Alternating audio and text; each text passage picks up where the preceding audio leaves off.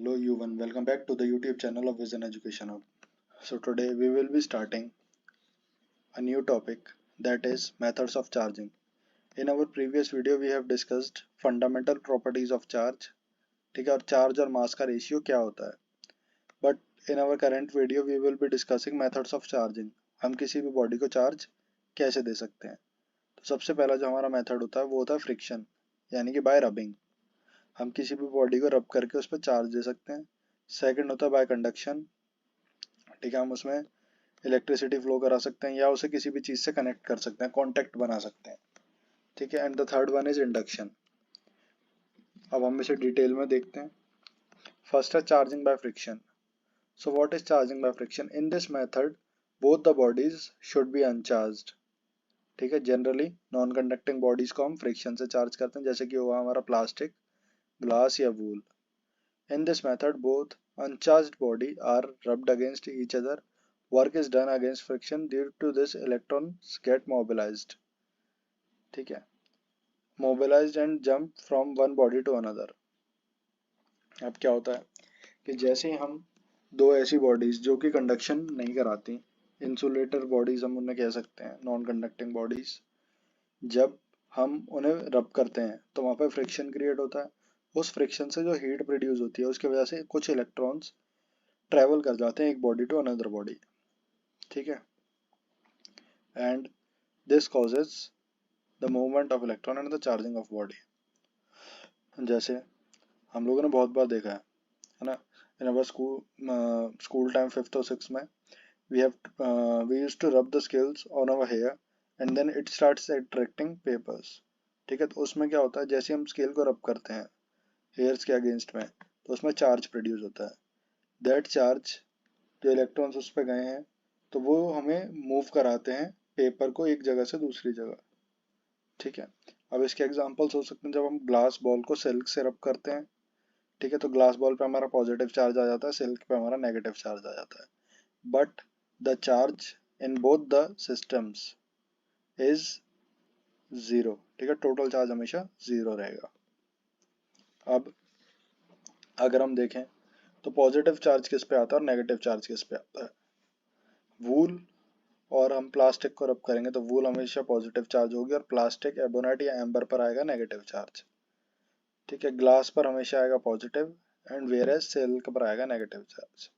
अब यहीं पर बात आती है, जो अभी मैंने एग्जांपल दिया, dry here plus plastic scale, ठीक है. प्लास्टिक के स्केल को जब हम ड्राई हेयर के अंदर रब कराते हैं तो उसमें प्लास्टिक के स्केल पर नेगेटिव चार्ज आता है, जिसकी वजह से वो अट्रैक्शन शो करता है, और ड्राई हेयर्स पर आता है पॉजिटिव चार्ज. एबोनाइट और जब पॉलीथीन को रब करते हैं आपस में तो एबोनाइट पर आता है पॉजिटिव चार्ज एंड पॉलीइथीन पर नेगेटिव चार्ज. यहाँ हमारी जब हम रब कराते हैं बॉडीज को एक दूसरे के साथ, तो वहाँ पर हमारी फ्रिक्शनल इलेक्ट्रिसिटी प्रोड्यूस होती है, ठीक है. Generation of charge due to friction, यानी कि फ्रिक्शन की वजह से चार्ज जनरेट होता है.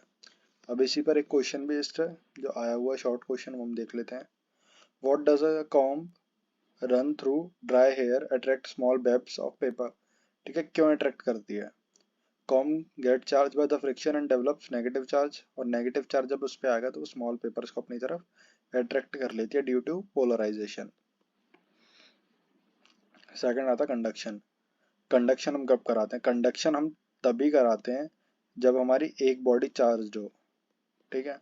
और हमेशा ध्यान रखना, कंडक्शन के अंदर एक बॉडी का चार्ज होना प्राइमरी है, तभी वो कंडक्ट करा सकती है चार्ज को दूसरी बॉडी में.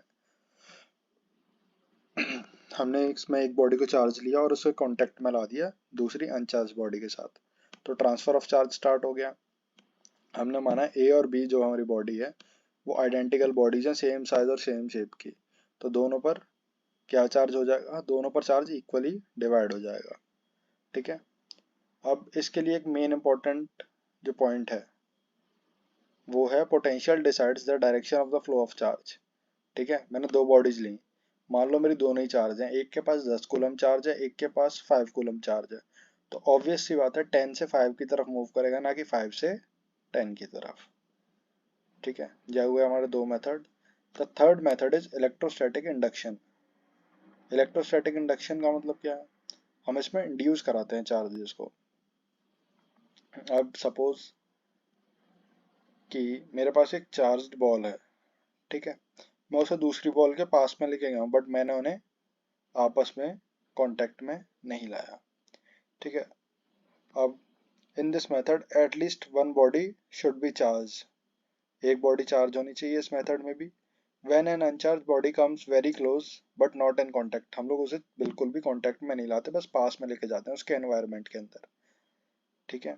Then induced charges are developed, और चार्जेस इंड्यूस हो जाते हैं, ठीक है, अनचार्ज बॉडी पर। This process is called electrostatic induction, इस प्रोसेस को हम लोग बोलते हैं इलेक्ट्रोस्टैटिक इंडक्शन। तो हमने क्या किया, एक चार्ज बॉडी को अनचार्ज बॉडी के पास लेके गए, ठीक है। जो अनचार्ज बॉडी जब पोलराइज हो गई तो उसे एक साइड से हमने ग्राउंड कर दिया। जैसे ही वो ग्राउंड कर दिया तो उसमें जो हमारे पॉजिटिव चार्जेस हमने मान ली एक साइड पर हो गए हैं और नेगेटिव एक साइड पर। तो हमने जब नेगेटिव चार्जेस को ग्राउंड कर देंगे तो बॉडी पॉजिटिवली चार्ज हो जाएगी, and when we ground positively charge carriers then the body will be in negative charge, ठीक है। And the next topic is Coulomb's law. So Coulomb's law is the most important topic, ठीक है, हम इसे मान सकते हैं एक इम्पॉर्टेंट टॉपिक की तरह कंसीडर कर सकते हैं, वेरी इंपॉर्टेंट, क्योंकि ये यूनिट जो हमारी पूरी यूनिट है वो कूलम्स लॉ पर ही बेस्ड है, because it is based on charge, और चार्ज की यूनिट क्या है हमारी कूलम्ब, ठीक है। तो आप समझ सकते हैं इस लॉ का हमारा कितना इंपॉर्टेंस है इस यूनिट के आगे वाले टॉपिक्स के अंदर। इसका स्टेटमेंट है, according to Coulomb's law the electrostatic force between two point charges Q1 and Q2 placed at R in air directly proportional to the product of magnitude of charges inversely proportional to the square of distance between them, ठीक है। तो ये हमारा बताता है जो हमारा force है, electrostatic force is directly proportional to the product of charges, ठीक है। हम इसमें मैग्नीट्यूड लेते हैं, सिर्फ डायरेक्शन नहीं लेते, यानी कि हमारे चार्जेस का जो माइनस या पॉजिटिव है हम उसे नहीं लेते, ठीक है, इसमें मॉड कर देते हैं हम उसे। और जो हमारा फोर्स है वो इनवर्सली प्रोपोर्शनल है उन दोनों के बीच में जो डिस्टेंस है आर के स्क्वायर के, ठीक है। जब हमने इन दोनों इक्वेशंस को इक्वेशन 1 और 2 को कंबाइन कर दिया तो F E is directly proportional to Q1 Q2 upon R square. जब हम इस प्रोपोर्शनैलिटी को हटाते हैं तो प्रोपोर्शनैलिटी को हटा के हमारे पास एक वैल्यू आती है, that is 1/4 pi E not, ठीक है। हम इसे एप्सिलॉन नॉट भी बोलते हैं, ठीक है, 1/4 pi epsilon naught. This is known as Coulomb's force, and then this 1/4 pi epsilon naught is considered as K. Okay, we consider this 1/4 pi epsilon naught as K, which is called as constant of proportionality, ठीक है। जो epsilon naught है ये हमारी permeability होती है of space, ठीक है, एब्सोल्यूट परमिएबिलिटी भी हम इसे बोलते हैं। अब 1/4 pi epsilon naught is also termed as K. K is called as the constant of proportionality, and 1/4 pi epsilon naught, जिसमें एप्सिलॉन नॉट है ये हम बोलते हैं absolute permittivity. Permittivity is the name given to the property of acceptance of charge, ठीक है। जो हमारी जो चार्ज रेज हैं, जो हमारी पोटेंशियल लाइंस बनेंगी तो उसको कितना परमिट कर रही है वो बॉडी अपने थ्रू पास होने के लिए, ठीक है। और के की वैल्यू हम होती है 9 × 10⁻⁹ न्यूटन मीटर स्क्वायर पर कूलम स्क्वायर, ये इसकी यूनिट है।